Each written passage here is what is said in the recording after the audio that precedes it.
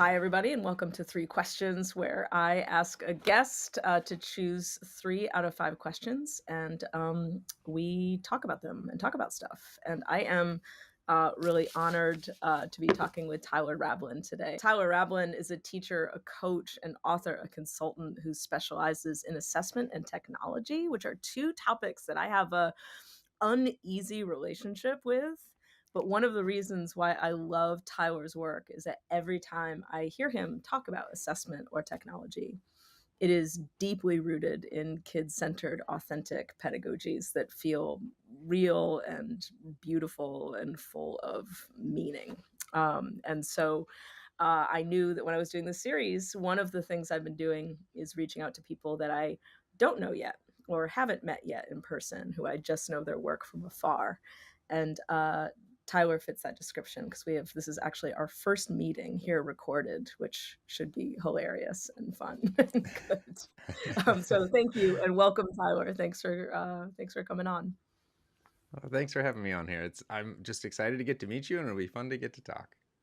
Absolutely. All right. So the first question that you chose is question number one, which is, what is your origin story as an educator? And like, how would you characterize your current work? But we can start with the Yeah, origin story. I really like the origin story piece. I just think like I love superhero stuff, so it feels like a villain origin story, but it's hopefully not that.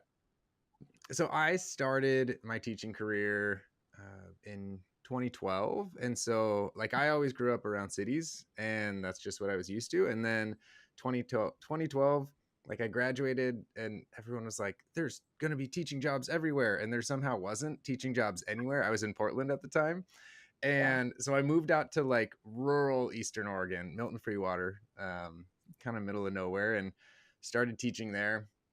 And I think the second part of the question, how do I characterize my current work? I mean, a lot of my work focuses around assessment. And so I often have thought back to like, where did that start? Because I obviously as a student, you typically don't think about it at all. You're just like, how do I get the points? That's all you really I focus wonder on. what system my teacher is using to assess my progress. Yeah, not a lot of kids think that.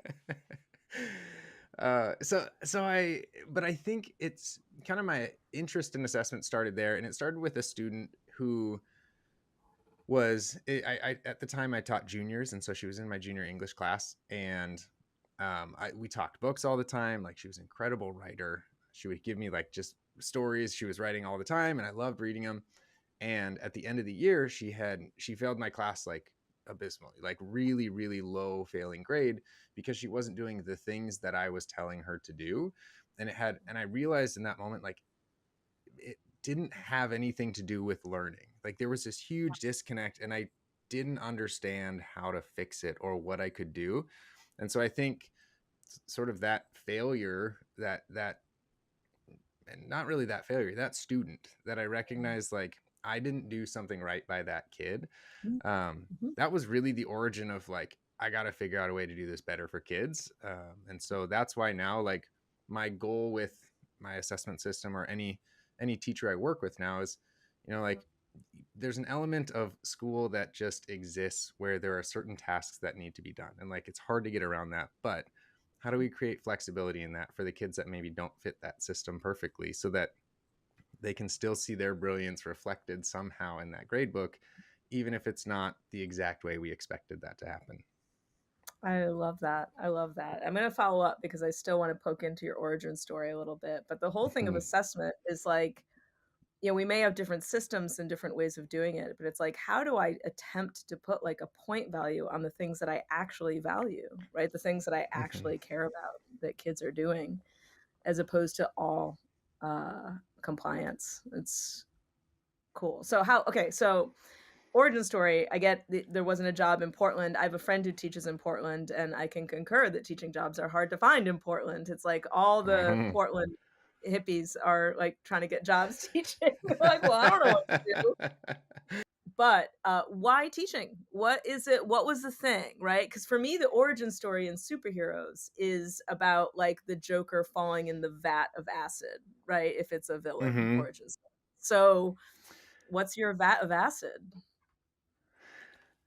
Okay, this is gonna sound like blasphemy because I'm an English teacher, but I feel like I had the typical, not to stereotype, but Mhm. gender wise, typical male story of my experience with reading, where like as a kid, I Yeah, loved to read. Like the Redwall series, still remember yeah, like that. I loved reading as a kid. And then I feel like as I grew up, I started playing sports and reading sort of like fell off for me, whether it was expectations of people, saying like, no, that's not what you do. You go do these things. And I lost this thing that I love. And it wasn't until like freshman and sophomore year of high school, I was the kid that read Spark Notes and didn't, and like faked my book report and stuff like that. And then junior year, I will never be able to tell anyone why this is the book that got me, but my English teacher recommended that I read The Red Pony by John Steinbeck, and I mean, I've fun. read it again since. I don't actually really love it anymore, but something in that book I just felt like Yeah, as I was reading, you developed a connection with what's going on, and these like made up things suddenly became real and moved me. And I had that experience junior year, and then my senior year, I had an English teacher that just really kind of pushed me to, I mean, obviously it's an English class, like we were working on reading and writing, but use that as a vehicle for me to really critically examine like how has society tried to shape you? Like are you the person you want to be? And it was those conversations that were so powerful for me. And so I think I didn't really even then know that I want to be a teacher, but as I started studying literature in college, and I realized mhm. like I want to be able to give other kids that experience. It's not always going to happen, but like books changed how I interact with the world. And I just wanted to pay that forward in some way, shape, or form. And so that's really how I ended up going into teaching. I love that. I feel the same way. I feel humbled sometimes because a lot of the conversations I've had with people with origin stories, they've been like, "I loved kids." And I'm always a little like, "Yeah, yeah." Like, I do now, I love kids, like, I love them now, you know what I mean? But, like, when I started uh-huh. teaching, like, I remember this one woman was like, "Well, do you like kids?" And I'm like, "Well, I mean, yeah, yeah."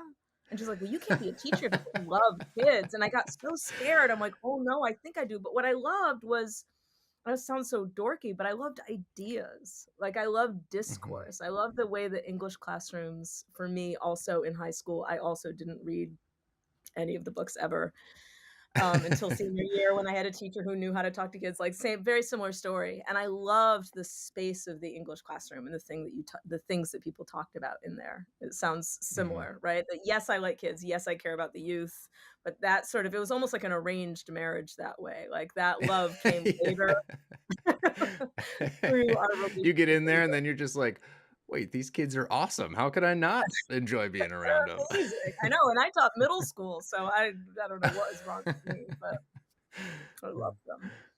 I Awesome. love that. Okay, so